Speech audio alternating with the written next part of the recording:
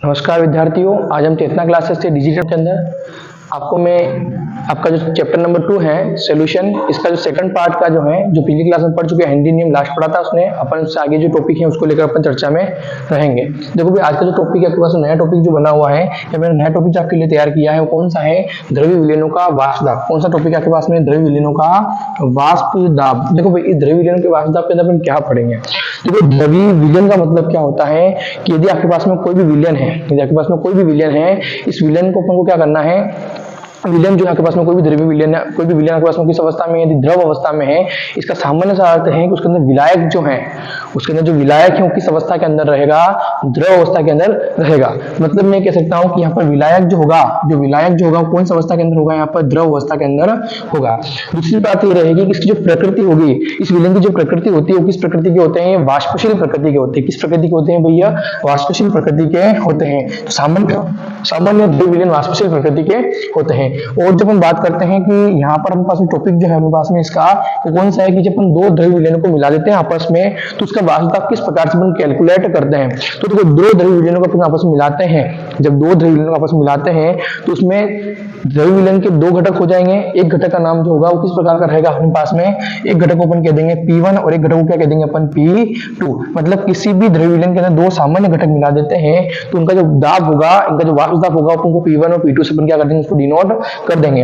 मैंने कहा अपने पास में जो वाष्प दाब है दोनों द्रव के जो होंगे वाष्पशील होंगे और अंत में दोनों जो होंगे साम्य अवस्था के अंदर आ जाएंगे। जब साम्य अवस्था में आ जाने के बाद उनके पास में क्या होगा? साम्य अवस्था में आ जाने के बाद क्या होगा कि आपके पास में जो आपका जो वाष्प दाब P1 और P2 जो है उसके मोलभिन्निक साथ में क्या करेंगे? संबंध स्थापित करेंगे। देखो, P1 और P2 और मोलभिन्निक के बीच में संबंध जो था वो राउल्ट साहब ने क्या किया था? समझाया था। देखो किस प्रकार समझाया उन्होंने आगे। तो हम बात करते हैं किसमें कि मान लीजिए कि वाष्प दाब P है जो P1 और P2 के आंशिक वाष्प दाब मान लेते हैं मोल भिन्न से संबंधित है। अब देखो यहाँ पर राउल्ट साहब ने क्या समझाया कि जब आपके पास में वाष्प दाब P1 जो है वो x1 के समानुपाती होता है, मतलब कुल मिला के वाष्प दाब P1 जो है वो समानुपाती किसके हैं? मोल भिन्न x1 के समानुपाती है। और P2 जो है वो x2 के समानुपाती है। और P1 बराबर P0 x1, P0 मतलब शुद्ध अवस्था में जो वाष्प दाब है वो वाला, और P2 बराबर P0 1 हो जाएगा, इधर क्या हो जाएगा? P0 x2 हो जाएगा। तो राहुल साहब ने यही कहा कि जब आपके पास में कोई भी दो द्रव्य विलयन को आपस में मिला देते हैं अपन, मिलाने के बाद आपका जो वाष्प दाब P1 जो है वो आपके वाष्प दाब P1 जो है वह मोल भिन्न x1 के क्या होगा? सीधा समानुपाती होगा। और इसमें समानुपाती चिन्ह हटाने में अपने पास में नियतांक क्या आ जाएगा? P0 1 और इसमें क्या आ जाएगा? P0 2। नेक्स्ट बात करते हैं अपन यहाँ पर कि भाई आपके पास में जो P0 1 आपके पास में जो आपके पास में यहाँ पर जो आया हुआ है P1 जो है वो x1 के समानुपाती है। तो देखो P1 जो है वो x1 के समानुपाती है। अपन यहाँ बात करें तो P1 जो है अपने किसके समानुपाती है? x1 के समानुपाती है। तो देखो P1 जो है वो किसके समानुपाती है? x1 के समानुपाती है। और P2 जो है वो किसके समानुपाती है? x2 के समानुपाती है। तो राहुल साहब ने क्या कहा, जब समानुपाती चिन्ह उठाते हैं तो P1 बराबर क्या हो जाएगा? P0 1 x1 और यहाँ पर P2 बराबर क्या हो जाएगा? P0 2 x2। यही होगा अपने सामने।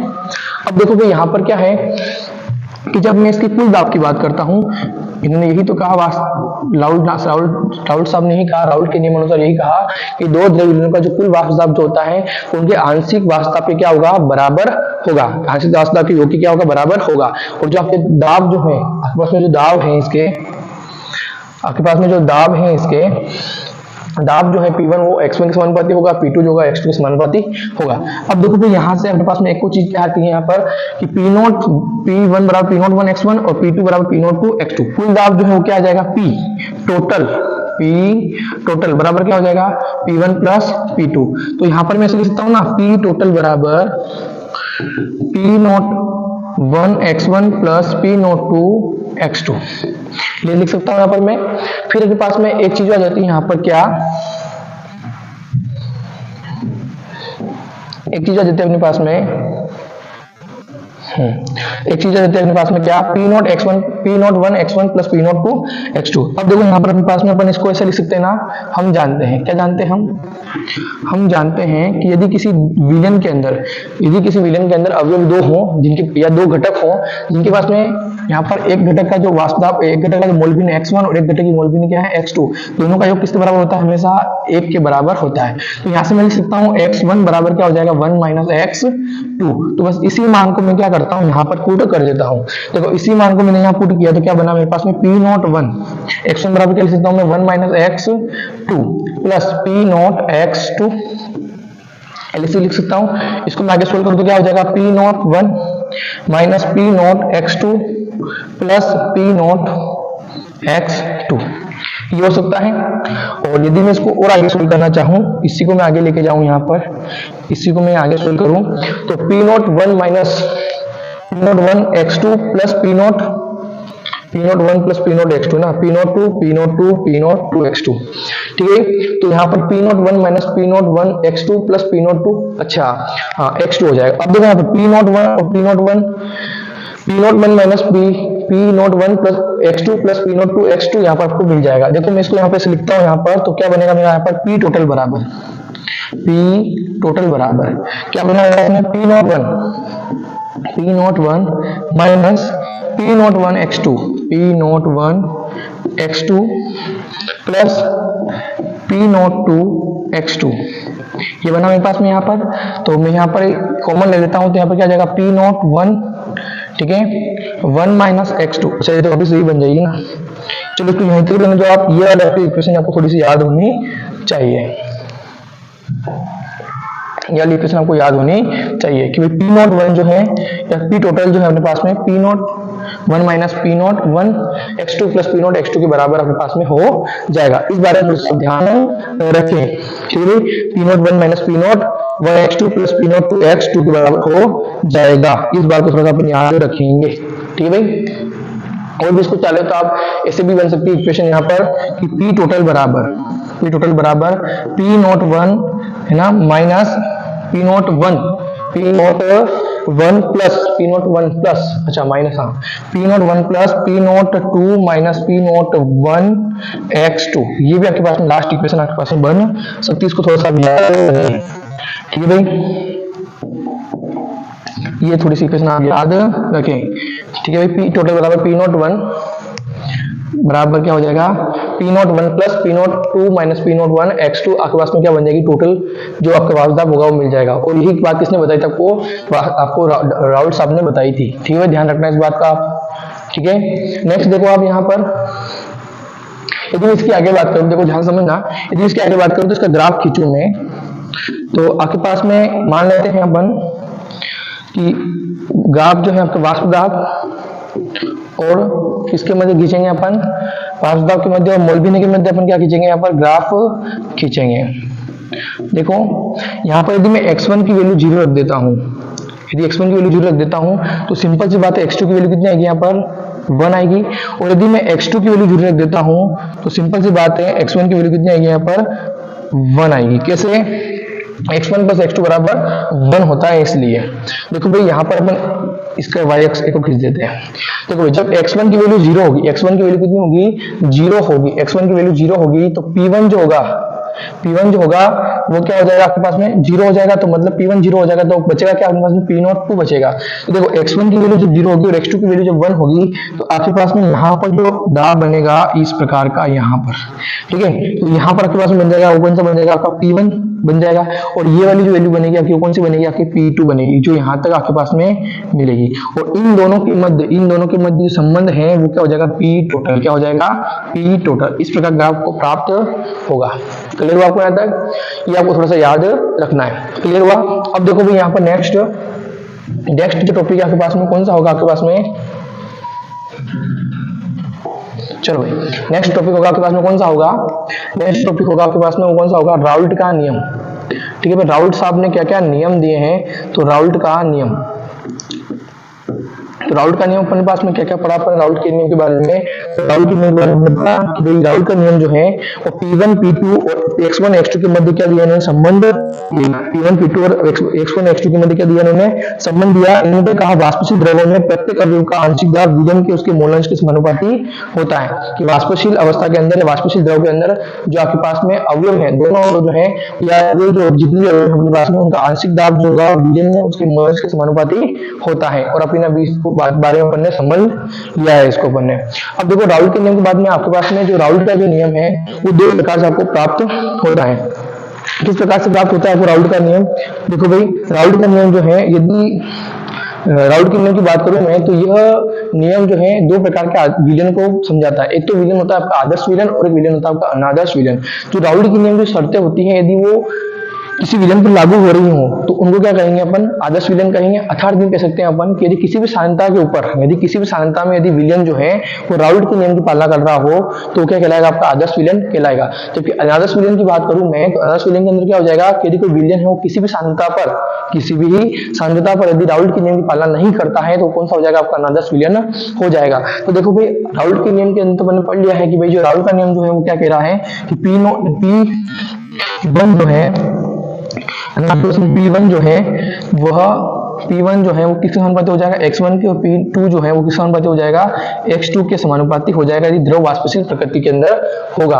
तो आपके आज के आंशिक वाष्प दाब P1 जो है वो मोलबिन x1 के समानुपाती होगा, P2 जो होगा x2 मोलबिन के समानुपाती होगा। ये तो फिर राउल्ट का नियम ने कहा है। फिर राउल्ट का नियम के अंदर आपको पहला जो मिलता है वो मिलता है आपको आदर्श विलेन। कौन सा विलेन मिलता है? आदर्श विलेन। देखो भाई, आदर्श विलेन के अंदर क्या होता है, यदि कोई भी विलेन है, यदि कोई ऐसा विलेन हो या वह विलेन जो किसी भी सांद्रता पर राउल्ट के नियम की पालना करता हो, उसे क्या कहेंगे अपन? आदर्श विलेन कहेंगे। कैसा विलेन? कि वह विलेन जो किसी भी सांद्रता पर, ध्यान रखना, किसी भी सांद्रता पर किसका पालन करता हो? राउल्ट के नियम का पालन करता हो। किसी भी सांद्रता पर, ध्यान रखिए, किसी भी सांद्रता पर किसका पालन करें? सांद्रता पर राउल्ट के नियम का पालन करें। राउल्ट के नियम का पालन करें, नियम का पालन करें, उसे क्या कहेंगे अपन? आदर्श विलेन कहेंगे। ठीक है भाई। और आदर्श विलेन बनाने की यही शर्त है। या आदर्श विलेन जो होगा, यदि कोई विलेन आदर्श विलेन की बात व्यवहार कर रहा है तो सिंपल सी बात है कि किसी भी सांद्रता पर वो राउल्ट के नियम की पालना कर रहा होगा। इस बात को आप अच्छे से याद रखें। ठीक है भाई। चलो भाई, अगला देखो भाई, राउल्ट के नियम जो है, राउल्ट का नियम जो है भाई, आपके पास में जो राउल्ट का नियम जो है वो किस प्रकार के विलेनों के अंदर जो है किस प्रकार के विलेन जो है राउल्ट का नियम दर्शाते हैं, राउल्ट के नियम की पालना कर रहे होते हैं। तो उसके एग्जांपल जो थोड़ा सा इंपॉर्टेंट है, वो एग्जांपल याद रखें। ठीक है भाई, एग्जांपल याद रखें। पहला एग्जांपल हो जाएगा इसका एन हेक्सेन एन हेप्टेन का सॉल्यूशन, एन हेप्टेन। ठीक है भाई, ये जो होता है आपका आदर्श विलेन की प्रतिक्रिया करता है। एक आप थोड़ा सा अच्छा से याद रखिए, बेंजीन और टोलुइन, ये भी आपका थोड़ा सा क्या है, इसका एक अच्छा उदाहरण है। बेंजीन और टोलुइन बहुत अच्छा उदाहरण है। किसी पर व्यवहार करते हैं आपके आदर्श विलेन की भांति व्यवहार करते हैं। और इन प्रकार के आप एग्जांपल को याद रखिए, एन हेक्सेन और एन हेप्टेन का और बेंजीन और टोलुइन का आप एग्जांपल थोड़ा सा याद रखिए। इसके अलावा आप थोड़ा सा एक एग्जांपल याद रखना चाहिए एनसीईआरटी का, देखो एग्जांपल याद रखिए, ब्रोमोएथेन व क्लोरोएथेन, ये जो होता है ये भी किसकी तरह व्यवहार करता है? आदर्श विलेन की भांति व्यवहार करता है। तो मैं एक बार समझाता हूँ आदर्श विलेन का मतलब क्या होता है। वह विलेन जो सभी सांद्रताओं पर किसकी भांति व्यवहार करे? वह विलेन जो सभी सांद्रताओं की भांति व्यवहार करे, आपके राउल्ट के नियम की पालना करे, उसको क्या कहेंगे अपन? आप आदर्श विलेन कहोगे। आदर्श विलेन के एग्जांपल क्या हो जाएंगे? एन हेक्सेन व एन हेप्टेन, बेंजीन व टोलुइन और ब्रोमोएथेन प्लस क्लोरोएथेन, ये सारे किसके एग्जांपल हो जाएंगे? आपके आदर्श विलेन के एग्जांपल हो जाएंगे। अब देखो आदर्श विलेन के अंदर क्या क्या हो सकता है। आदर्श विलेन, यदि कोई भी विलेन यदि आदर्श विलेन है तो वो किस प्रकार की प्रकृति दर्शाएगा, इसकी प्रवृत्ति किस प्रकार की होगी? तो पहली प्रवृत्ति जो होगी इसके अंदर क्या होगा कि जब आदर्श विलेन, यदि कोई विलेन आदर्श विलेन है तो इसके अंदर क्या होगा? तो डेल्टा एच मिश्रण जो होगा वो हमेशा क्या होगा? 0 होगा। मतलब प्रक्रम जो होगा आपका, जो आपके प्रक्रम जो हो रहा है वो प्रक्रम ना तो ऊष्माशोषी होगा, और ना ही कैसा होगा? ना तो ऊष्माशोषी होगा, ना ही ऊष्माक्षेपी।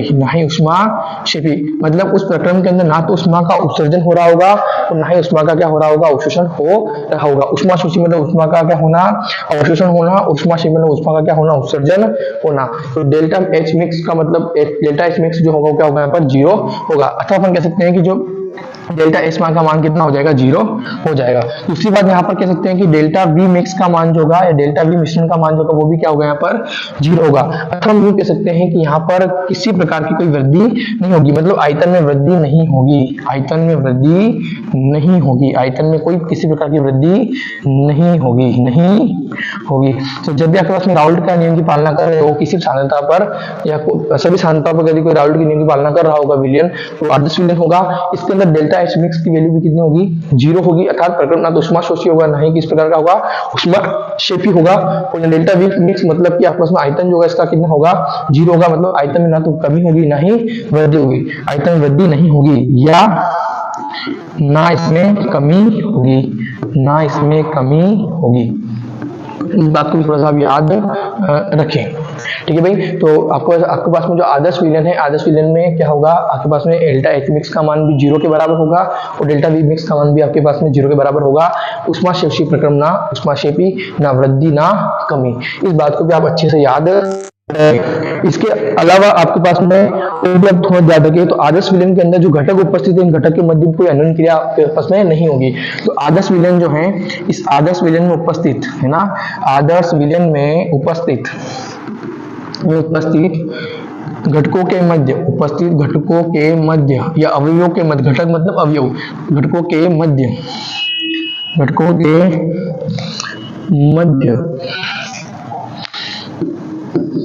घटकों के मध्य कोई अन्योन्य क्रिया नहीं होती, कोई अन्योन्य क्रिया नहीं होती। इस बात को थोड़ा सा आप याद रखें, अन्योन्य क्रिया नहीं होती, ठीक है भाई। तो आदर्श विलयन जो होता है, आदर्श विलयन में, आदर्श विलयन के अंदर उपस्थित जो भी अवयव है या घटक, इनके मध्य कोई अन्योन्य क्रिया नहीं होती। इनको आपको थोड़ा सा याद रखना है आदर्श विलयन के अंतर्गत। और आदर्श विलयन के अंदर और क्या हो सकता है सर, तो आदर्श विलयन के अंदर आपके पास में इतनी बातें आपको थोड़ा सा याद रखना है, ठीक है भाई। तो ये आदर्श विलयन के कुछ अच्छे गुणधर्म थे जिनके बारे में अपन ने पढ़ा है। और भी क्या हो सकता है इसके अंदर, एक और याद रखना कि इनमें अवयवों के मध्य, अवयवों या घटकों के मध्य, अवयवों घटकों के मध्य कोई संगुणन या वियोजन नहीं होता, या वियोजन नहीं होता।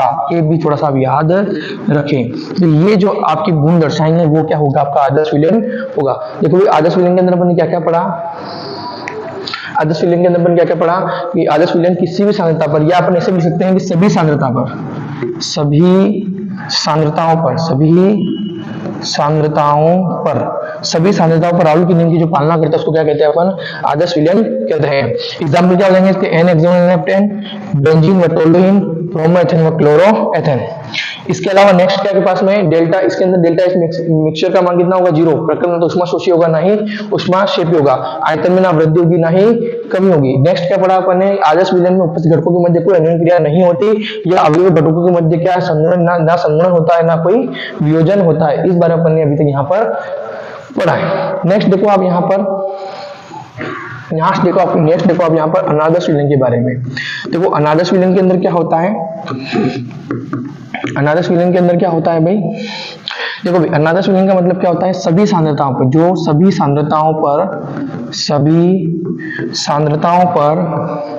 सांद्रताओं पर क्या करें, राउल्ट के नियम का पालन नहीं करें, राउल्ट के नियम का पालन नहीं करता हूं, राउल्ट के नियम का पालन नहीं करता हूं, पालन नहीं करता हूं। देखो भाई, पालन नहीं करता हो तो जो इस प्रकार के विलयन जो होंगे उनको क्या कहेंगे अपन, अनादर्श विलयन कहेंगे। अब देखो अनादर्श विलयन के अंदर पालन नहीं करता हो, सभी सांद्रताओं को पालन नहीं करता, उनको सबको क्या कहते हैं अपन, अनादर्श विलयन कह रहे हैं। अब अनादर्श विलयन को अपन भी क्या करते हैं, दो भागों में बांट देते हैं। क्या करते हैं, दो भागों में बांट देते हैं। दो भागों में इस प्रकार से बांटते हैं कि अनादर्श विलयन के अंदर एक प्रकार का विलयन ऐसा होता है जो धनात्मक विचलन दर्शाता है, और एक प्रकार का विलयन ऐसा होता है जो ऋणात्मक विचलन दर्शाता है। तो यहाँ पर अनादर्श विलयन जो होता है इसको अपन दो पार्ट के अंदर डिवाइड कर देते हैं। एक तो कौन सा होगा, धनात्मक विचलन वाला, धनात्मक विचलन वाले, धनात्मक विचलन दर्शाने वाले, और कौन सा हो जाएगा, ऋणात्मक विचलन दर्शाने वाले, ऋणात्मक विचलन दर्शाने वाले आपके अनादर्श विलयन, इसको थोड़ा सा याद रखना। दो प्रकार के विलयन होते हैं, धनात्मक विलयन दर्शाने वाले और ऋणात्मक विलयन दर्शाने वाले अनादर्श विलयन। अब धनात्मक विलयन दर्शाने वाले जो आप धनात्मक विलयन दर्शाने वाले जो अनादर्श विलयन होते हैं, इनके में होता है कि आपके पास में जो वाष्प दाब होता है या कुल वाष्प दाब जो होता है, तो आपके आपेक्षिक वाष्प दाब क्या होता है, आपेक्षिक वाष्प दाब से क्या होता है, ज्यादा होता है। और यहाँ पे अपन कह सकते हैं कि जो धनात्मक विचलन वाले दर्शाने वाले जो होते हैं, इसमें क्या होता है, जो P01 का मान से P1 का मान P1 बराबर क्या हो रहा था, P01 x1 हो रहा था। ये तो आपकी ये कंडीशन किसके अंदर होती है, आदर्श विलयन के अंदर होती है। लेकिन यदि हम धनात्मक विलयन की बात करें तो धनात्मक विलयन के अंदर ये स्थिति इस प्रकार से बन जाती है कि जो P1 का मान जो होगा वो P01 x1 के से ज्यादा होगा, या P02 का मान जो होगा वो P02 x2 के बराबर से ज्यादा किससे क्या होगा, ज्यादा होगा। मतलब कुल मिला के यहाँ पर आपकी स्थिति ऐसी हो जाएगी, जो आपके पास में जो प्रेक्षित वाष्प दाब होगा, जो आपके पास में प्रेक्षित वाष्प दाब होगा, इस प्रकार की स्थिति बन जाएगी। यहाँ पर अनादर्श विलयन के अंदर किस प्रकार की स्थिति बन जाएगी अपने अंदर, जो आपका प्रेरित वाष्प दाब जो होगा ओके सैद्धांतिक वाष्प दाब से क्या हो जाएगा, ज्यादा हो जाएगा। अर्थात मैं कह सकता हूँ कि जो प्रेरित वाष्प दाब होगा वो किससे हो जाएगा, सैद्धांतिक वाष्प दाब से क्या हो जाएगा, यहाँ पर ज्यादा हो जाएगा। सैद्धांतिक वाष्प दाब से क्या हो जाएगा, यहाँ पर ज्यादा हो जाएगा। ये किसके अंदर होगा भाई, ये धनात्मक विचलन दर्शाने वाले अनादर्श विलयन के अंदर होगा। जबकि ऋणात्मक विचलन दर्शाने वाले के अंदर क्या होगा, ऋणात्मक विचलन दर्शाने वालों के अंदर क्या होगा, सैद्धांतिक वाष्प दाब ज्यादा हो जाएगा, किससे, प्रेरित वाष्प दाब से ज्यादा हो जाएगा। इस बात का विशेष ध्यान रखें। देखो हम पहले बात करते हैं किसी धनात्मक विचलन वालों की बात कर लेते हैं। देखो धनात्मक विचलन वालों की बात करते हैं अपन, पहले धनात्मक विचलन वालों की बात करते हैं। धनात्मक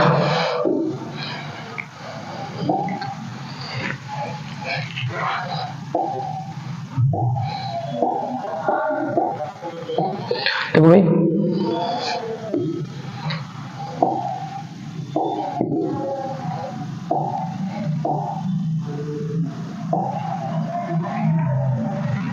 ठीक है भाई, तो धनात्मक विचलन की बात करते हैं। तो धनात्मक विचलन के अंदर किस प्रकार से बात करेंगे अपन, अरे वो क्या रहा है,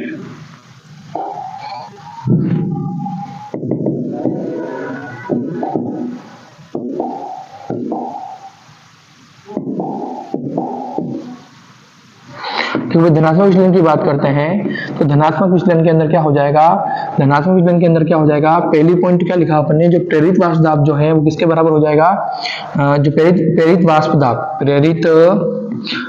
जो है वो किसके बराबर, किससे ज्यादा हो जाएगा, सैद्धांतिक वाष्प दाब से क्या हो जाएगा, ज्यादा हो जाएगा। इसके अंदर डेल्टा एच मिक्स जो होगा वो क्या होगा, ग्रेटर देन क्या हो जाएगा, 0 हो जाएगा। अर्थात डेल्टा एच मिक्स की जो वैल्यू होगी वो हमेशा क्या मिलेगी, आपको पॉजिटिव मिलेगी। और पॉजिटिव मिलने का मतलब होगा जो प्रक्रम होगा वो किस प्रकार का होगा, आपके उष्मा शोषी प्रक्रम होगा। किस प्रकार का प्रक्रम होगा, आपके उष्मा शोषी प्रक्रम होगा। दूसरी बात अपन ये कह देंगे कि यहाँ पर डेल्टा वी मिक्स की जो वैल्यू होगी वो किसके, वो भी क्या होगी, 0 से क्या हो जाएगी, ज्यादा हो जाएगी। अर्थात अपन कह सकते हैं कि डेल्टा वी मिक्स की वैल्यू भी क्या हो जाएगी, यहाँ पर धनात्मक हो जाएगी। मतलब यहाँ पर आयतन में क्या होगा, आयतन में क्या होगी, यहाँ पर आयतन में क्या होगी, वृद्धि। आयतन में क्या होगी, यहाँ पर वृद्धि होगी। इस बात को भी आप थोड़ा सा याद रखें। कुल मिला के मेरे कहने का मतलब धनात्मक विचलन दर्शाने वाले जो विलयन होंगे उसके अंदर प्रेरित वाष्प दाब जो होगा वो सैद्धांतिक वाष्प दाब से ज्यादा होगा। डेल्टा एच मिक्स की वैल्यू जो होगी 0 से हो ज्यादा होगी। और यहाँ पर डेल्टा एक्स मिक्स की वैल्यू जो पॉजिटिव प्राप्त होगी आपको ज्यादा होगी। उष्मा प्रक्रम जो कैसा होगा, उष्मा शोषी होगा। देखो किस प्रकार से होगा, यहाँ पर उष्मा शोषी आयतन वृद्धि किस प्रकार से होगी। देखो इस बात को अपन ध्यान समझते हैं कि यहाँ पर जो ए बी जो बन रहा है, यहाँ पर मैंने कहा कि एक तो आपके ए प्रकार के अणु मिलते हैं, एक प्रकार के बी प्रकार के अणु मिलेंगे और एक प्रकार के आपके ए और बी प्रकार के अणु मिलेंगे। देखो ए और बी प्रकार के जो अणु हैं उनका जो वाष्प दाब होगा या इनके मध्य जो आपके संघनन की दर होगी वो क्या होगी, आपके थोड़ी सी कम होगी। अर्थात मैं कह सकता हूँ इनके मध्य अन्योन्य क्रिया से जो बना हुआ जो आपका बंध होगा वो क्या होगा, थोड़ा सा दुर्बल होगा। इनके मध्य अन्योन्य क्रिया से जो बंध बना होगा वो क्या होगा, थोड़ा सा दुर्बल होगा। और ए और बी के मध्य जो अन्योन्य क्रिया से बंध जो बना हुआ है वो क्या होगा, थोड़ा सा प्रबल होगा। दुर्बल बंध होने के कारण क्या होगा, आसानी से क्या हो जाएगा, यहाँ पर टूट जाएगा। वो टूट जाएगा यहाँ पर, तो ध्यान रखना उष्मा क्या हो जाएगी, यहाँ पर उष्मा क्या हो जाएगी, यहाँ पर शोषित हो जाएगी। उष्मा क्या हो जाएगी, अवशोषित हो जाएगी। और आयतन में क्या हो जाएगी, यहाँ पर वृद्धि हो जाएगी। इस बात का विशेष ध्यान रखें, ठीक है भाई, विशेष ध्यान रखें। तो मैं आपको अच्छे से बता देता हूं कि जो आपके पास में ए बी अन्योन्य क्रियाएं ए व बी के मध्य अन्योन्य क्रियाओं की तुलना में क्या होती हैं, ज्यादा होती हैं। इस बात को थोड़ा सा याद रखें, ठीक है भाई। देखो भाई ए बी के मध्य क्रिया हेतु ए और बी के मध्य का बंध। देखो अब देखो भाई यहाँ पर क्या होगा कि मैंने आपको बता दिया कि ए बी के मध्य जो बंध होगा वो कैसा होगा, दुर्बल होगा, और इनके मध्य जो बंध होगा वो किस प्रकार का होगा, प्रबल होगा। अब प्रबल बंध को तोड़ने के लिए हम लोग क्या करनी पड़ेगी, अधिक ऊर्जा की आवश्यकता होगी, और अत्यधिक ऊर्जा की सॉरी ये तो क्या होगा, दुर्बल होगा ना। ए बी के मध्य किस प्रकार का बंध होगा, दुर्बल, किस प्रकार का बल होगा आपका, दुर्बल प्रकार का बंध होगा, और इनके मध्य किस प्रकार का बंध होगा, प्रबल प्रकार का बंध होगा। और ए और बी जब टूटेंगे तब जो ए और बी का निर्माण होगा, तो इनको तोड़ने के लिए अत्यधिक ऊर्जा की आवश्यकता होगी, इसलिए प्रकरण कैसा होगा, उष्मा शोषी होगा। इसलिए प्रकरण किस प्रकार का होगा, आपके उष्मा शोषी होगा। ठीक है भाई। और जब बंध वियोजित हो जाएंगे, जब बंध वियोजित हो जाएंगे तो वाष्पशील प्रकृति क्या होगी, बढ़ेगी। बंध के वियोजन होने पर वाष्पशील प्रकृति क्या होगी, बढ़ेगी। और वाष्पशील प्रकृति के बढ़ने पर, वाष्पशील प्रकृति के बढ़ने पर उसके आयतन में क्या हो जाएगी, वृद्धि। वाष्पशील प्रकृति के बढ़ने पर आयतन में क्या हो जाएगी, वृद्धि हो जाएगी। इस बात को आप थोड़ा सा याद रखें। तो धनात्मक विचलन दर्शन वाले में प्रेरित वाष्प दाब सैद्धांतिक वाष्प दाब ज्यादा होता है। दूसरी बात यहाँ पर डेल्टा मिक्स या डेल्टा मिश्रण की, डेल्टा एच मिश्रण की वैल्यू जो होती है वो क्या होती है, आपके 0 से ज्यादा होती है। अर्थात यहाँ पर जो आपके पास में डेल्टा मतलब एंथैल्पी परिवर्तन, अर्थात प्रक्रम किस प्रकार का होगा, आपको उष्माशोषी प्रक्रम होगा। और जो आयतन का जो मिश्रण होगा उसमें भी ज्यादा होगा, अर्थात यहाँ पर आयतन में क्या होगी, वृद्धि होगी। सर डेल्टा एच पॉजिटिव कैसे होगा, अर्थात प्रक्रम उष्माशोषी किस प्रकार से होगा कि भाई हमारे पास में जो ए और बी प्रकार के जो अवयव हैं, इसमें कुछ अवयव जो होंगे ए प्रकार के होंगे, कुछ बी प्रकार के होंगे, और कुछ ए बी प्रकार के होंगे। कुल मिला के हमारी बात ये हो रही है, जो ए बी प्रकार के जो अवयव होते हैं इनके मध्य जो बंध होता है वो दुर्बल प्रकार का होता है, क्योंकि ए और ए के मध्य बंध होते हैं या जो होते हैं हाइड्रोजन बंध जो होंगे वो किस प्रकार के होंगे, प्रबल प्रकार के बंध होंगे। अब देखो प्रबल अंतराणिक बंध होने के कारण यहाँ पर क्या होगा, इनको तोड़ने के लिए अपने को अत्यधिक ऊर्जा की आवश्यकता होगी, और अत्यधिक ऊर्जा की आवश्यकता होगी तो उष्मा क्या हो जाएगी, शोषी प्रक्रम यहाँ पर हो जाएगा। और जब यहाँ पर ये बंध टूट जाएंगे तो यहाँ पर बंध टूटने पर वाष्पशील प्रकृति क्या हो जाएगी, बढ़ जाएगी। बंध वियोजन के कारण वाष्पशील प्रकृति में क्या हो जाएगा, वृद्धि हो जाएगी। वाष्पशील प्रकृति बढ़ेगी तो आयतन में क्या हो जाएगा, यहाँ पर वृद्धि हो जाएगी। इस बात का थोड़ा सा ध्यान रखिए, ठीक है। और इसमें आपके जो ग्राफ बनता है किस प्रकार से बनेगा, वही वाष्प दाब के मध्य और वही यहाँ पर रहेगा आपका मोल भिन्न x, ठीक है। अब मैं मोल भिन्न x1 बराबर यहाँ पर 0 रख देंगे तो x2 बराबर क्या हो जाएगा, यहाँ पर 1 हो जाएगा, वही पिछले प्रोसेस। और यहाँ पर यदि x1 बराबर 1 रख देंगे तो x2 बराबर क्या हो जाएगा, यहाँ पर 0 हो जाएगा। और इसी प्रकार से यहाँ पर अपने को एक प्रकार से यहाँ पर मिलेगा, और एक बंध आपकी इस प्रकार से यहाँ पर आपको मिलेगा, और दोनों इस प्रकार से क्या होंगे, कुल दाब P के बराबर हो जाएगा। और ये किस प्रकार का दाब मिलेगा आपको, P1, इस दाब के लिए दूंगा मैं P2, और ये क्या हो जाएगा, P टोटल, क्या हो जाएगा, ये P टोटल। ध्यान रखना जो आपका धनात्मक विचलन वाला वाष्प दाब जो होता है, धनात्मक विचलन वाला वाष्प दाब जो होता है आपके पास में वो किस प्रकार का होता है, धनात्मक प्रकार विचलन दाब में क्या होगा, आपको वाष्प दाब जो होगा थोड़ा सा ज्यादा मिलेगा, वाष्प दाब क्या होगा, थोड़ा सा आपको ज्यादा मिलेगा। इस प्रकार से आपको वाष्प दाब प्राप्त होगा। इसको इस प्रकार से अपन क्या करते हैं, दर्शाते हैं। इस प्रकार का ग्राफ प्राप्त आपको होगा, ठीक है भाई, ये आप थोड़ा सा याद रखें। अब देखो अगला जो आपके पास में है वो किस प्रकार का है, ऋणात्मक विचलन वाला। अगला जो आपके पास में किस प्रकार का, आपके पास में ऋणात्मक विचलन वाला। अब देखो ऋणात्मक विचलन वाले के अंदर क्या करते हैं, सीधा सीधा उल्टा हो जाएगा। इसके ऋणात्मक विचलन के अंदर क्या हो जाएगा, सीधा सीधा उल्टा हो जाएगा, सीधा सीधा क्या हो जाएगा, ये उल्टा हो जाएगा, ठीक है भाई। अब देखो इसके अंदर किस प्रकार से उल्टा हो जाएगा, देखो इसके अंदर सैद्धांतिक वाष्प दाब जो होगा वो किससे ज्यादा हो जाएगा, प्रेरित वाष्प दाब से क्या हो जाएगा, ज्यादा हो जाएगा। पहली बात तो ये। दूसरी बात क्या हो जाएगी सर, डेल्टा एच मिक्स मतलब एंथैल्पी परिवर्तन का जो मान होगा वो क्या हो जाएगा, यहाँ पर वो क्या हो जाएगा, यहाँ पर लेस देन 0 हो जाएगा, मतलब 0 से ज्यादा हो जाएगा। मतलब यहाँ पर क्या होगा, यहाँ पर जो प्रक्रम होगा वो किस प्रकार का होगा, उष्माक्षेपी। इस प्रकार प्रक्रम होगा, यहाँ पर उष्माक्षेपी प्रक्रम होगा। और डेल्टा वी मिक्स की वैल्यू होगी वो भी क्या हो जाएगी, ग्रेटर देन 0 हो जाएगी। और इस प्रकार के प्रक्रम में आयतन में क्या हो जाएगी, कमी। क्या हो जाएगी, आयतन में कमी हो जाएगी। आयतन में क्या होगी, यहाँ पर कमी होगी। क्लियर हुआ। और यहाँ पर जो आपके पास में ए के मध्य जो अन्योन क्रिया होगी या बी के जो मध्य अन्योन क्रिया होगी, इसका मान जो होगा वो ज्यादा होगा। किसके मध्य, ए और बी के मध्य अन्योन क्रिया जो हो रही है उससे ज्यादा होगा। ध्यान रखिए इस बात का कि ए और ए के मध्य, ए और ए अथवा बी और बी के मध्य अन्योन क्रिया जो हो रही है उसका मान ज्यादा होगा। किससे, ए और बी के मध्य अन्योन क्रिया हो रही उससे। मतलब कुल मिला के यहाँ पर क्या करना पड़ेगा आपको, बंध जब वियोजित, बंध यहाँ पर क्या होगा, वियोजित होगा। जब बंध वियोजित होगा तो उष्मा क्या हो जाएगी, यहाँ पर उष्मा क्या हो जाएगी यहाँ पर उत्सर्जित होगी। उष्मा उत्सर्जित होगी तो प्रकरण किस प्रकार का होगा, उष्मा शीघ्र प्रकार का होगा। उष्मा उत्सर्जित हो जाएगी तो वास्तव में क्या हो जाएगी, कमी, और वास्तविक प्रकृति कमी होगी तो आयतन में क्या हो जाएगी, यहाँ पर कमी हो जाएगी। और यहाँ पर जो आपके पास में जो ग्राफ बनता है वो आपके थोड़ा सा चेंज हो जाएगा, और यहाँ पर ग्राफ किस प्रकार का बनेगा आपके पास में, वही यहाँ पर क्या हो जाएगा, वाष्प दाब, और यहाँ पर क्या हो जाएगा आपके पास में, यहाँ पर मोल भिन्न, यहाँ पर क्या हो जाएगा, मोल भिन्न हो जाएगा। अब देखो यहाँ पर किस प्रकार से, अब यहाँ पर भी अपन x1 बराबर 0 रख देते हैं तो x2 बराबर क्या हो जाएगा 1, और यहाँ पर x2 बराबर 1 रख देते हैं तो x1 बराबर क्या हो जाएगा 0। यहाँ से अपने को x1 बराबर 0 का तो दाब क्या मिलेगा P1, और x2 बराबर 0 का दाब क्या मिलेगा आपको P2 मिलेगा, और दोनों को जोड़ देंगे तो प्राप्त दाब क्या मिलेगा आपको P टोटल मिलेगा।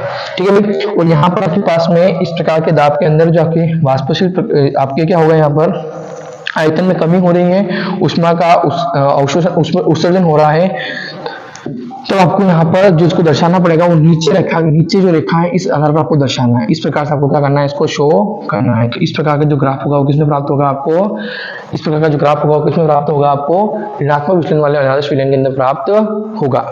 ये आपको थोड़ा सा इसके अंदर याद रखना है। ठीक है भाई। आदर्श विलयन और अनादर्श विलयन का ऋणात्मक विचलन और अनादर्श विलयन का आपको ऋणात्मक विचलन।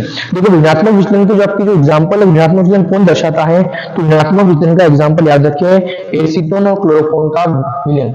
एसीटोन ध्यान रखना, इसका एग्जांपल याद रखना, एग्जांपल इंपॉर्टेंट है कि एसीटोन और chloroform, acetone plus chloroform CHCl3, acetone व क्लोरोफॉर्म जो उसका विलयन जो होगा आपके ऋणात्मक विचलन प्रदर्शित करेगा, और आपके ऋणात्मक विचलन क्या करेगा, ये प्रदर्शित करेगा। और आपको यदि आदर्श विलयन के नहीं लिख पाए ना, आदर्श विलयन के धनात्मक विचलन के नहीं दर्शाया लिखा है। धनात्मक विचलन के एग्जांपल क्या हो जाएंगे, तो धनात्मक विचलन के एग्जांपल याद रखिए आप। देखो धनात्मक विचलन के जो एग्जांपल होंगे आपके पास में वो कौन कौन से एग्जांपल होंगे, एक तो होगा आपका एथेनॉल व एसीटोन का मिश्रण, एथेनॉल प्लस एसीटोन का मिश्रण, एथेनॉल प्लस एसीटोन का मिश्रण। ये एग्जांपल आप थोड़े से याद रखें, इंपॉर्टेंट है। और दूसरा एग्जांपल जो होगा आपके पास में, दूसरा नंबर का एग्जांपल जो होगा वो होगा carbon disulphide CH2, carbon disulphide CH2 तथा एसीटोन, तथा किसका, एसीटोन, एसीटोन का मिश्रण। एसीटोन मतलब क्या हो जाएगा, CH3 C double bond O CH3, ये क्या हो जाएगा आपका एसीटोन। तो कार्बन डाइसल्फाइड और CH2 एसीटोन का जो मिश्रण होता है वो भी किसकी तरफ व्यवहार करता है, अनादर्श विलयन का धनात्मक विचलन दर्शाता है। तो दो एग्जांपल इसके याद रखना आप। ठीक है भाई। और दो एग्जांपल इसके याद रखना आप धनात्मक विचलन के। और आपके पास में जो अगला जो है आपके पास में ऋणात्मक विचलन, इसकी भी आप क्या करना, एग्जांपल याद रखना। कौन सा एग्जांपल इसका, एसीटोन और क्लोरोफॉर्म। बाकी आप आदर्श विलयन के 3 एग्जांपल में लिख पाए वो भी आप याद रखना। इसमें बेंजीन और टोलिन वाला आप थोड़ा सा याद रखना आदर्श विलयन वाले में। क्लियर हुआ आपको यहाँ तक।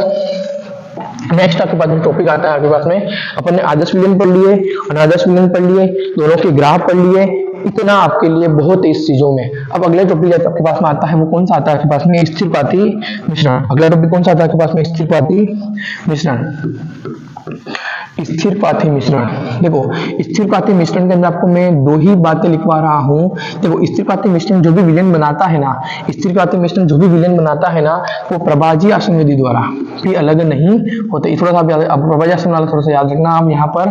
और इस प्रकार के विलयन को मैं कितने भागों में बांटता हूँ, 2 भागों में बांट देता हूँ। तो पहला भाग जो होता है अपने पास में, पहला भाग जो होता है अपने पास में वो होता है न्यूनतम क्वथनांकी स्थिरपाती मिश्रण। कौन सा होगा, न्यूनतम क्वथनांकी स्थिरपाती मिश्रण, जो आपको मैं लिखवा रहा हूं इसी यही याद रखें, न्यूनतम क्वथनांकी स्थिरपाती मिश्रण, स्थिरपाती मिश्रण, स्थिरपाती मिश्रण। और एक होता है आपके पास में अधिकतम क्वथनांकी स्थिरपाती मिश्रण, स्थिरपाती मिश्रण, स्थिरपाती मिश्रण। 2 प्रकार के आपके पास में इसके 2 प्रकार होते हैं, एक तो न्यूनतम क्वथनांकी स्थिरपाती मिश्रण और अधिकतम क्वथनांकी स्थिरपाती मिश्रण। ठीक है। देखो भाई ऐसे विलयन जो क्या करें, एक ऐसे विलयन जो क्या करें, आपके एक राउल्ट के नियम की जो राउल्ट का जो नियम है, इस राउल्ट के नियम क्या कहता है, राउल्ट का नियम स्वरूप बताया ना आपको। तो देखो राउल्ट का नियम जो है उसके धनात्मक विचलन की बात करें तो इस ऐसे विलयन जिसके अंदर क्या हो, एक निश्चित संगठन पर राउल्ट के नियम के धनात्मक विचलन से अधिक वाष्प दाब क्या करेंगे, प्रदर्शित करें, तो उनको क्या कहेंगे अपन, न्यूनतम क्वथनांकी स्थिरपाती मिश्रण कहेंगे। मतलब विलयन जो एक निश्चित संगठन पर राउल्ट नियम से अत्यधिक धनात्मक विचलन प्रदर्शित करे ठीक है, उसको क्या कहेंगे अपन, न्यूनतम क्वथनांकी स्थिर प्राथमिक मिश्रण कहेंगे। और अधिकतम क्वथनांकी स्थिर प्राथमिक मिश्रण का मतलब क्या होता है कि वह विलयन जो राउल्ट नियम से बहुत अधिक, वह विलयन जो राउल्ट के नियम से बहुत अधिक ऋणात्मक विचलन को क्या करे, प्रदर्शित करे, उनको क्या कहेंगे अपन, अधिकतम क्वथनांकी स्थिर प्राथमिक मिश्रण कहेंगे। इसके एग्जाम्पल याद रखना, इसके एग्जाम्पल याद रखना, इसका एग्जाम्पल बहुत ज्यादा इंपॉर्टेंट। इसका एग्जाम्पल क्या है आपके पास में, एक तो एथेनॉल, एक तो क्या हो जाएगा आपके पास में, एथेनॉल और जल का मिश्रण। एथेनॉल और जल का मिश्रण जो होगा वो न्यूनतम क्वथनांकी स्थिर प्राथमिक मिश्रण की भांति व्यवहार करेगा, जबकि आपके अधिकतम जो है क्वथनांकी स्थिर प्राथमिक व्यवहार कौन करेगा, नाइट्रस अम्ल और वाटर का मिश्रण। नाइट्रस अम्ल और वाटर का जो मिक्सचर होगा वो किसकी भांति व्यवहार करेगा, अधिकतम क्वथनांकी स्थिर प्राथमिक मिश्रण की भांति व्यवहार करेगा। यह क्या करेगा, राउल्ट के नियम के ऋणात्मक विचलन से अधिकतम, ऋणात्मक विचलन से अधिकतम, ठीक है, क्वथनांक प्रदर्शित करेगा अधिकतम। और ये क्या करेगा, धनात्मक विचलन से अधिकतम। ये क्या करेगा, धनात्मक विचलन से अधिकतम, धनात्मक विचलन से अधिकतम। ठीक है भाई, ये थोड़ा सा आप याद रखना, ये थोड़ा सा क्या करना, आपको याद में रखना है। ठीक है भाई, ठीक है भाई। विचलन क्या करेगा, ये धनात्मक विचलन से अधिकतम विचलन धनात्मक विचलन से अधिकतम विचलन प्रदर्शित करता है, ये थोड़ा सा याद रखें। ठीक है भाई, और इधर भी क्या हो जाएगा, ऋणात्मक विचलन से अधिकतम विचलन प्रदर्शित करता है, विचलन प्रदर्शित करता है, ये थोड़ा सा याद रखें। और इस प्रकार के एग्जाम्पल थोड़ा सा याद रखें, इसके एग्जाम्पल रखें याद, एग्जाम्पल बहुत ज्यादा इंपॉर्टेंट है, इसके एग्जाम्पल आपसे पूछे जाएंगे। एक आपके पास में एथेनॉल और जल का मिश्रण, और आपके पास में नाइट्रस और अम्ल और जल का मिश्रण, ये किसके एग्जाम्पल हो जाएंगे, आपके स्थिर प्राथमिक मिश्रण के एग्जाम्पल हो जाएंगे। इसको आप अच्छे से याद रखें, स्थिर प्राथमिक मिश्रण के एग्जांपल्स को, स्थिर प्राथमिक मिश्रण के एग्जांपल को आप अच्छे से याद रखें।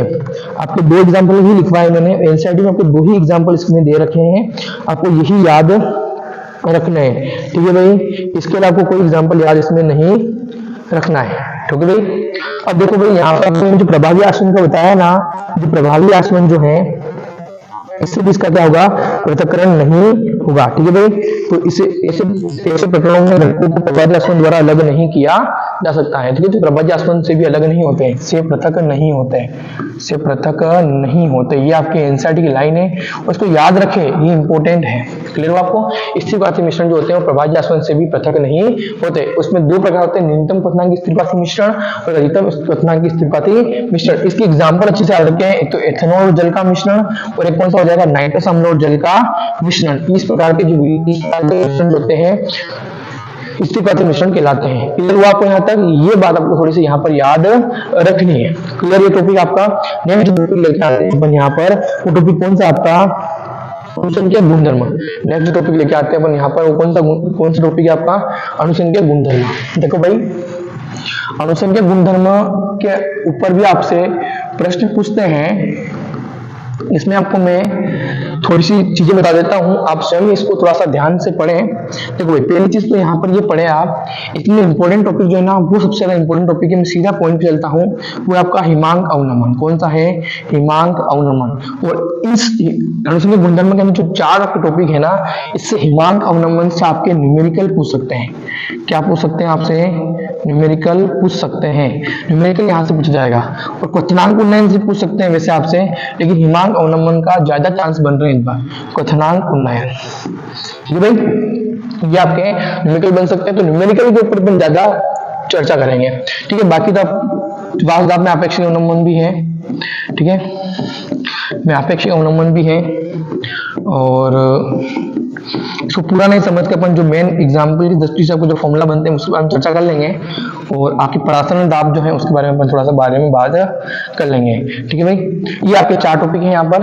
सबसे पहले अपन वास्तव में अपेक्षित अवनमन की बात कर लेते हैं फटाफट स्पीड से। तो भाई, पहला जो आपके पास में अनुसंख्यक गुणधर्म होते हैं क्या है, इसके बारे में बात करते हैं। देखो भाई, अनुसंख्यक गुणधर्म का मतलब क्या होता है, अनुसंख्यक गुणधर्म का मतलब क्या होता है,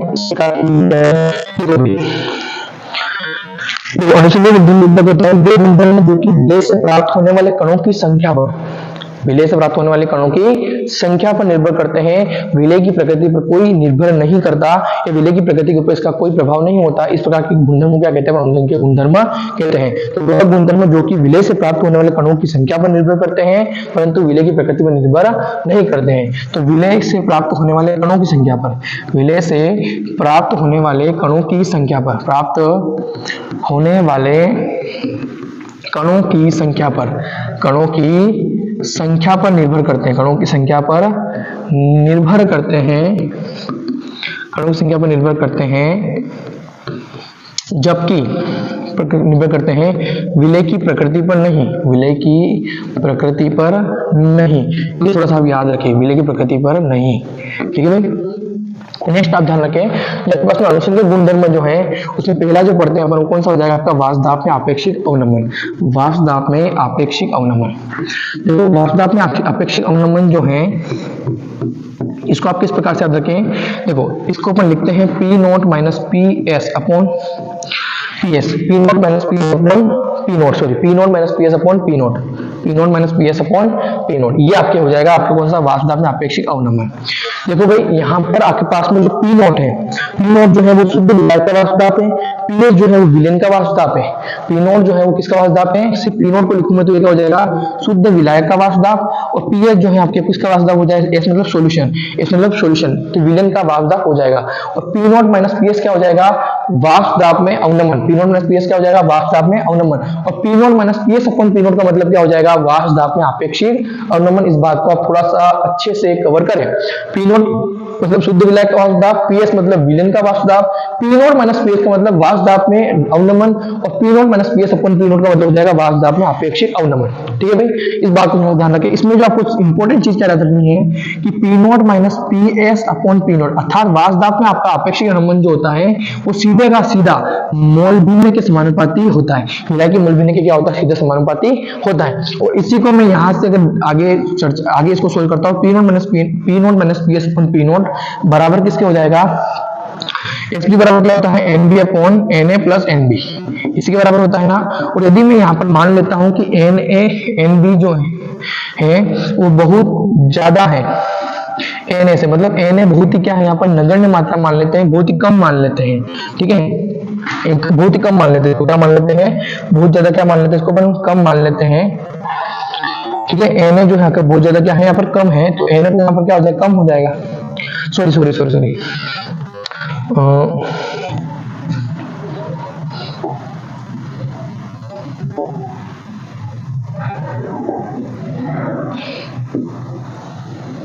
ठीक है, P naught minus P S upon P naught, P naught minus P S upon P naught बराबर N B upon N A plus N B, N B upon N A plus N B. ठीक है भाई, तो यहाँ पर मेरे पास में क्या हो जाएगा कि मैं ऐसा मान लेता हूँ, यहाँ पर क्या मान लेता हूँ मैं कि यहाँ पर एन ए जो है वो बहुत ज्यादा है किससे, एन बी से, किससे बहुत ज्यादा है, एन बी से बहुत ज्यादा है। तो एन ए सबसे ज्यादा है तो मतलब इसका मतलब ये हुआ एन बी बहुत ज्यादा मात्रा में कम है। तो अपन इसको ऐसे लिख सकते हैं कि इसको अपन कैसे किस प्रकार से लिख सकते हैं कि P naught minus P S upon P naught बराबर क्या हो जाएगा यहाँ पर N B upon N A, क्या हो जाएगा N B upon N A, N B upon N A, ये आपको फॉर्मूला प्राप्त हो जाएगा लास्ट में। और इसी को अपन अगर आगे लिखना चाहें तो P naught minus P S upon P naught जो है वो किसके बराबर हो गया, N B upon N A के बराबर हो गया। और जब N B upon N A के बराबर हो गया तो अपन इसको निकाल सकते हैं, एन बी का मान, एन मतलब विलय का मोल, विलय के मोल, क्या हो जाएगा ये W B upon M B, W B upon M B बटा एन ए का क्या हो जाएगा डब्ल्यू अपॉन एम ए। और इसी को अगर अपन आगे सोल्व करें तो P naught minus P S बराबर क्या हो जाएगा यहाँ पर W B upon M B into M A upon W A. तो आपके पास में लास्ट फॉर्मूला आपके पास में प्राप्त हो जाएगा। यहाँ से जो भी न्यूमेरिकल आते हैं आप आराम से सॉल्व कर सकते हो। समय कम है, आप इस बात को थोड़ा सा अच्छे से ध्यान से समझे। आप यही समझे कि वाष्पदाब में जो आपेक्षिक अवनमन जो होता है वो मोल भिन्न के समानुपाती होता है। बाकी आप मोल भिन्न को अच्छे से समझ चुके हो, आप आराम से उसको क्या कर सकते हो, सोल्व कर सकते हो। दूसरी बात जो आपके पास में आती है वो आती है क्वथनांक उन्नयन की, क्वथनांक उन्नयन की बात आती है। तो इसको किस प्रकार से अपन समझते हैं, क्वथनांक उन्नयन जो होता है वो किस प्रकार का होता है। तो मैं बात करता हूँ क्वथनांक उन्नयन की बात करता हूँ मैं। तो देखो भाई, क्वथनांक उन्नयन की बात करी जाए तो यहाँ पर ज्यादा कुछ नहीं, इस ग्राफ से अपन समझ सकते हैं कि अपने पास में जो ग्राफ खींचा गया है, वो ग्राफ जो है वो खींचा गया किस किस के मध्य, वाष्प दाब और ताप के मध्य, वाष्प दाब और ताप के मध्य, वाष्प दाब और ताप के मध्य। देखो भाई, इसके अंदर क्या होगा, एक निश्चित मान मान लेता हूँ यहाँ पर 1 एटीएम। कितना मान लेता हूँ यहाँ पर मैं, 1 एटीएम मान लेता हूँ। यदि मैं यहाँ पर आपके पास में कोई वाष्प दाब है या आपके पास में विलयन है या कोई आपके पास में जो है एक ताप पर क्या कर रहा हूं मैं, मेरे पास में यहाँ पर इस प्रकार से कोई ए बिंदु है, जिसका इस ए बिंदु जो है वो आपके टी ताप पर, मैं कहता हूं टी बी ताप पर क्या हो रहा है, वो 1 एटीएम के आसपास वाष्प दाब दर्शा रहा है। परंतु यदि इसी ताप पर है, परंतु यदि मैं क्या कहूं यहाँ पर कि आपके पास में जो है ए इस प्रकार से मिल गया आपको। चलो अपन इसको एक बार समझते हैं।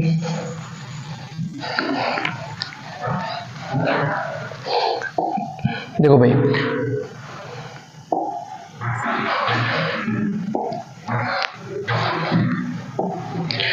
आपके पास में क्या है, क्वथनांक उन्नयन। तो क्वथनांक उन्नयन जो है आपके पास सेकंड टॉपिक जो आपका वास्तव हर्षण के गुणधर्म की बात करता हूं मैं। तो यहाँ पर मैं ग्राफ बनाता हूं मैं। एक तो आपके पास में किस प्रकार का वाष्प दाब और वाष्प दाब, तो दूसरा कौन सा आपके पास में यहाँ पर टेम्परेचर ताप। देखो भाई, मेरे पास यहाँ पर क्या है, मैं निश्चित यहाँ पर मान लेता हूं कि 1 एटीएम मेरा वहां पर यहाँ पर क्या है, वाष्प दाब है। अब देखो मेरे पास कोई बिंदु ए है, इस बिंदु ए पर, इस बिंदु जो ए है इसमें मैं मान लेता हूँ ये विलयन है। क्या है, विलयन है। और विलयन का जो वाष्प दाब आ रहा है वो कितने ताप पर, टी ताप पर। कितने ताप पर मान लेता हूँ मैं, टीबी ताप पर।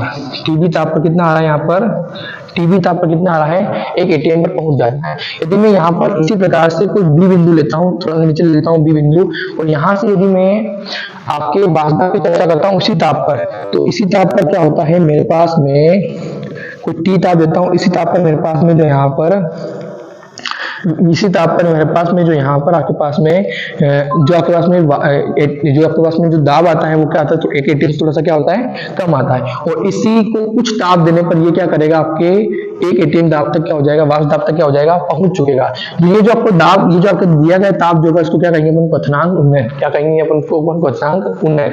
इसको अपन इस तरह समझ सकते हैं। बाकी अपन इसको इस तरह समझ लिया अपन ने। बाकी इसकी जो न्यूमेरिकल जो है वो किस प्रकार सोल्व होंगे, इसका थोड़ा सा विशेष करके ध्यान में रखें। न्यूमेरिकल इस प्रकार सोल्व होंगे आपकी, जो डेल्टा टीबी जो है, डेल्टा टीबी जो है आपके पास में, उसको अपन क्या कहते हैं, क्वथनांक उन्नयन कहते हैं। डेल्टा टीबी को क्या कहते हैं अपन, क्वथनांक उन्नयन कहते हैं। डेल्टा टीबी को अपन क्या कहते हैं, क्वथनांक उन्नयन कहते हैं। और राउल्ट के नियमानुसार जो आपका क्वथनांक उन्नयन जो होता है, या डेल्टा टीबी जो होता है, वो किसके ऊपर प्रश्न होता है, स्मॉल एम के समानुपाती होता है। और स्मॉल एम का मतलब क्या होता है, मोललता। क्या होता है, मोललता। तो डेल्टा टीबी जो होगा वो बराबर क्या हो जाएगा, डेल्टा टी जो होगा वो स्मॉल एम के समानुपाती होगा। और यहाँ से अपने पास में समानुपाती स्थिरांक आ जाएगा, डेल्टा टी बी का समानुपाती स्थिरांक भी अपने पास में यहाँ पर आ जाएगा। और समानुपाती स्थिरांक जो है आपके पास में क्या आएगा, के बी। क्या आएगा, के बी। और डॉट क्या हो जाएगा यहाँ पर, एम। तो डेल्टा टी बी बराबर के बी डॉट एम का मतलब स्मॉल एम, स्मॉल एम मतलब मोललता। इसका फॉर्मूला आप लोग सभी को आता है, W A into 1000 upon W B, W B upon M B. तो ये भी आपको थोड़ा सा इसमें याद रखना है कि जब क्वथनांक उन्नयन से प्रश्न पूछा जाएगा तो अपने को इस प्रकार के फॉर्मूले द्वारा इसको सोल्व कर लेना है।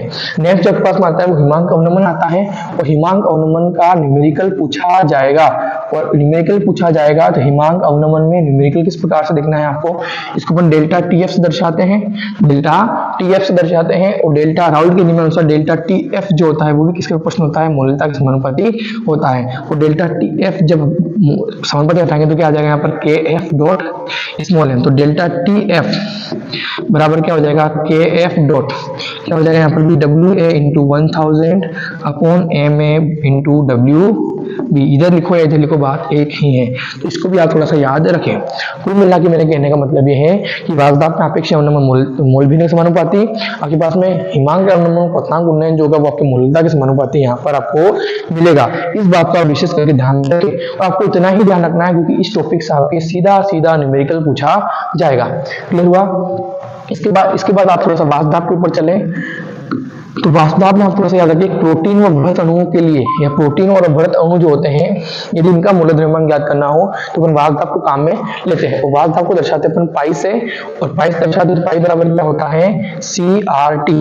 पाई बराबर क्या होता है यहाँ पर, CRT। इस फॉर्मूले को आप थोड़ा सा याद रखिए। चूंकि यहाँ पर सी बराबर क्या होता है सांद्रता, और सांद्रता को अपन कैसे लिखते हैं एन अपॉन वी से, मोल बटा आयतन, मोल बटा आयतन से अपन इसको क्या कर सकते हैं डिनोट कर सकते हैं। ठीक है भाई, इसका भी थोड़ा सा याद इसको रखें। सी मतलब यहाँ पर क्या हो जाएगा सांद्रता, सांद्रता। आर मतलब क्या हो जाएगा यहाँ पर आपके पास में गैस स्थिरांक, आर मतलब क्या हो जाएगा गैस स्थिरांक। देखो भाई यही जगहों पर आर बराबर, आर की जगह अपन क्या लिखते हैं एस भी लिखते हैं, सी एस टी भी लिखते हैं। ठीक है भाई, और टी मतलब क्या हो जाएगा यहाँ पर ता। इस बात को याद में रखिए। अणु प्रोटीन के लिए अपन किसका उपयोग करते हैं वार्तालाप के बारे में पढ़ते हैं। क्लियर हुआ आपको यहाँ तक? या आपके अनुसंधान के गुणधर्म में जो भी प्रश्न आपके बनते हैं मैंने आपको यहाँ पर करवा दिए हैं। अगला टॉपिक आता है, अगला आपके पास टॉपिक आता है वो कौन सा टॉपिक आता है आपके पास में असामान्य मोलर द्रव्यमान। कौन सा टॉपिक आता है असामान्य मोलर द्रव्यमान। देखो भाई असामान्य मोलर द्रव्यमान का मतलब क्या होता है, असामान्य मोलर द्रव्यमान का मतलब क्या होता है।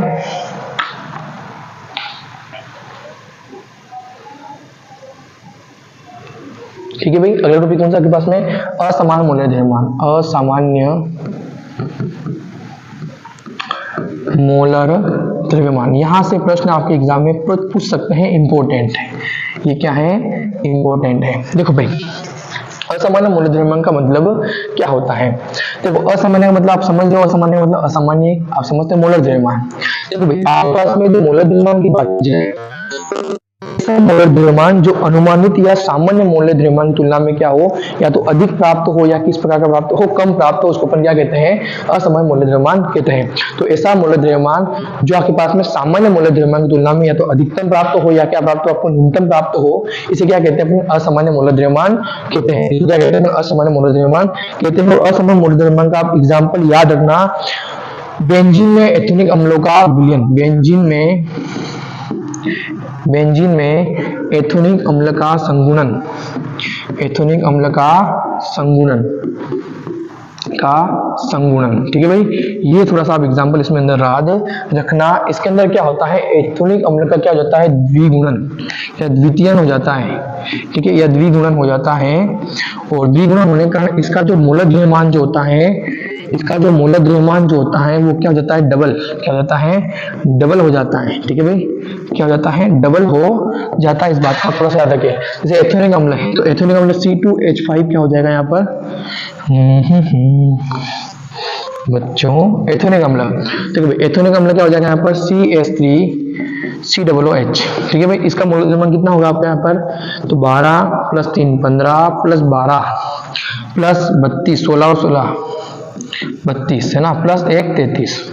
तो गिनो कितने हो रहे हैं यहाँ पर 12 और 12 24, 24 और 4 28 और 28 + 32 कितना हो जाएगा यहाँ पर 60। कितना हो जाएगा 60। तो सामान्य मोलर द्रव्यमान तो कितना आता है इसका 60। सामान्य मोलर द्रव्यमान कितना आता है इसका 60। और जब ये बेंजीन के साथ में सामान्य मोलर द्रव्यमान तो कितना आता है इसका 60 आता है। लेकिन ये जब बेंजीन के साथ में संगुणन दर्शाता है तो आफ्टर दिस प्रोसेस, इस प्रोसेस के बाद इसका जो मोलर द्रव्यमान होता है वो कितना जाता है यहाँ पर 120 आ जाता है। इसी को क्या कहते हैं असामान्य मोलर द्रव्यमान कहते हैं। ये एग्जाम्पल आप याद रखें, एग्जाम में पूछा हुआ है, पूछ सकता है आपसे। ठीक है भाई, ये आपके पास में क्या हो जाएगा असामान्य मोलर द्रव्यमान हो जाएगा। ठीक है भाई, तो लास्ट टॉपिक जो आपका इस एग्जाम में आता है यहाँ पर वो आता है आपको कौन सा वाला वान टाप गुणांक। कौन सा आता है वान टाप गुणांक, वान टाप गुणांक। देखो भाई वान टाप गुणांक जो होता है इसको अपन किस दर्शाते हैं आई से दर्शाते हैं 1880 में। ठीक है, वान टाप जो वैज्ञानिक थे इन्होंने वान टाप गुणांक के बारे में बताया, वान टाप गुणांक के बारे में बताया। इन्होंने क्या कहा कि वियोजन और संयोजन की सीमा के निर्धारण के लिए गुणांक दिया इन्होंने। वान टाप ने वियोजन और संयोजन की सीमा के लिए गुणांक दिया, जिसको मैंने क्या कहा यहाँ पर वान टाप गुणांक कहा। तो इन्होंने वियोजन व संयोजन की सीमा के लिए, वियोजन एवं संयोजन की सीमा के निर्धारण के लिए, संयोजन की सीमा निर्धारण के लिए वान टाप गुणांक आई के बारे में बताया। अब देखो यहाँ पर वान टाप गुणांक आई जो होता है वो असामान्य, वान टाप गुणांक आई जो होता है वो क्या होता है आपका सामान्य मोलर द्रव्यमान, सामान्य मोलर द्रव्यमान, सामान्य मोलर द्रव्यमान बटा क्या होता है असामान्य मोलर द्रव्यमान होता है, असामान्य मोलर द्रव्यमान बटा असामान्य मोलर द्रव्यमान। ये कह सकते हैं अपन प्रेक्षित वास्तव, अपन आपके पास में जो प्रेक्षित वास्तव है उसका ऐक्सिक गुणधर्म अपन परिकलित अनुचन के गुणधर्म भी बोल सकते हैं इसको अपन। ये थोड़ा आप याद रखिए, सामान्य मूलद्रव्यमान बटा असामान्य मूलद्रव्यमान। जैसे अपने पास में जो भी लिखा अपन है ना, बेंजीन के अंदर किसका मिश्रण, एथेनिक अम्ल का मिश्रण, ठीक है। तो इसका अगर अपन यहाँ पर वांटा गुणांक निकाले, इसका वांटा गुणा निकाले, सामान्य कितना इसका 60, असामान्य कितना इसका 120, कितना हो जाएगा यहाँ पर 0.5, इसका क्या आ जाएगा वांटा गुणा 0.5। और भी अपने पास में कुछ और है इसके अपन याद रखें, जैसे KCl MgCl2 और KCl MgCl2 है ना। KCl का रखें MgCl2 का रखें NaCl, ठीक है। इस MgCl2 का नहीं है एंजाइटी में। KCl का रखिए आप, NaCl का रखिए आप, NaCl का रखें, और आपके कुछ और भी रखेंगे KCl NaCl MgSO4 और K2 दे रखा आपका K2SO4 दे रखे हैं। इनके जो आपके पास में वांटा गुणांक के मान जो रख लेना आप, इसका 2 होता है, इसका भी 2, इसका भी 2। K2SO4 के जो वांटा गुणांक मान जो होता है कितना होता है 3 होता है। इनके बारे में आप थोड़ा सा याद रख लें, खासकर इसके वांटा गुणांक को आप याद रखें, खासकर इसके वांटा गुणों को आप याद रखें। बाकी आप KCl का 2 होता है, NaCl का भी 2 होता है, मैग्नीशियम सल्फेट का भी 2 होता है, और इसका कितना होता है 3 होता है। इसे याद रखते हैं, इसके अंदर 2 आयन है, +1, एक इधर 2, एक इधर एक आयन है, प्लस और माइनस 2, प्लस और माइनस 2, इधर प्लस और इधर माइनस 2, इधर 2K प्लस और SO4 2 माइनस, कितने आयन 2 और 1 3, तो 3 हो जाएगा। इसलिए आप इसको याद रख सकते हो वांटा गुणांक I की वैल्यू। ठीक है भाई मित्रों, आपका ये चैप्टर जो मैंने है आपको मैंने कवर करवा दिया है पूरा चैप्टर। इस चैप्टर के जितने भी इंपॉर्टेंट क्वेश्चंस बनते हैं उसको मैंने आपको अच्छी तरह से कवर करवाया है। जहां मैंने आपको थ्योरी ना बताकर न्यूमेरिकल के बारे में बताया, वहां पर न्यूमेरिकल कंप्लीट करें। आपके कुछ टॉपिक जो है, जैसे अपन ने क्या बोलते हैं इसको, जैसे अपने पास में जो टॉपिक है, एक तो आपका परासरण और विपरीत परासरण वाला, तो नॉर्मली आप पढ़ सकते हो, इसमें कोई ज्यादा समझाने वाली बात नहीं है। और एक आप समपरासरी विलयन, अतिपरासरी विलयन और अल्पपरासरी विलयन के बारे में थोड़ा सा देख लेना। 0.9% अपन W/V परसेंटेज वाले तीनों एग्जाम्पल आप थोड़ा सा याद रख लेना। बाकी मेरे पास में जितने भी मैंने आपको जो इंपॉर्टेंट टॉपिक्स जो है उनके ऊपर अपने चर्चा करी है। आपके जो इस चैप्टर से जो मैक्सिमम प्रश्न जो या प्रश्न आने की चांस है वो तो हिमांक अवनमन से न्यूमेरिकल आने के चांस है इस बार। ठीक है भाई, क्योंकि आपका जो बोर्ड का जो मॉडल पेपर है वहां पर भी इसके बारे में चर्चा कर रखी है, इंपॉर्टेंट भी है। ठीक है भाई, तो इसको आप थोड़ा सा इंपॉर्टेंट इसलिए इसको आपको थोड़ा सा याद रखें। ठीक है भाई, बाकी आप राउल्ट के नियम का भी थोड़ा सा याद रखें। इसके अंदर आदर्श और अनादर्श के बारे में इसके एग्जाम्पल जो है, आदर्श व अनादर्श के जो एग्जाम्पल है मैंने आपको अच्छी तरह समझा है, उसको भी आप याद रखें। यहाँ से आपके एग्जाम में प्रश्न आपके एग्जाम में आ सकते हैं। बाकी इसके अंदर कोई आपकी ज्यादा इतना इंपॉर्टेंट वाली बात नहीं रहती है। तो आपके एक तो ये, और एक आप जो आपके पास में मोलता, ठीक है भाई, मोलरता और मोल अंश की जो बात करी है मैंने, उसको भी आप थोड़ा सा याद में रखें। इन चीजों के बारे में थोड़ा सा आप याद रखें, और ये आपके थोड़े से इंपॉर्टेंट है। बाकी आप इसके अलावा भी याद करना चाहो तो परासरण आपको भी आप याद कर सकते हो। ठीक है भाई, धन्यवाद मित्रों। आप इस क्लास को अच्छी शेयर करें, सब्सक्राइब करें और लाइक करें। ठीक है भाई, धन्यवाद।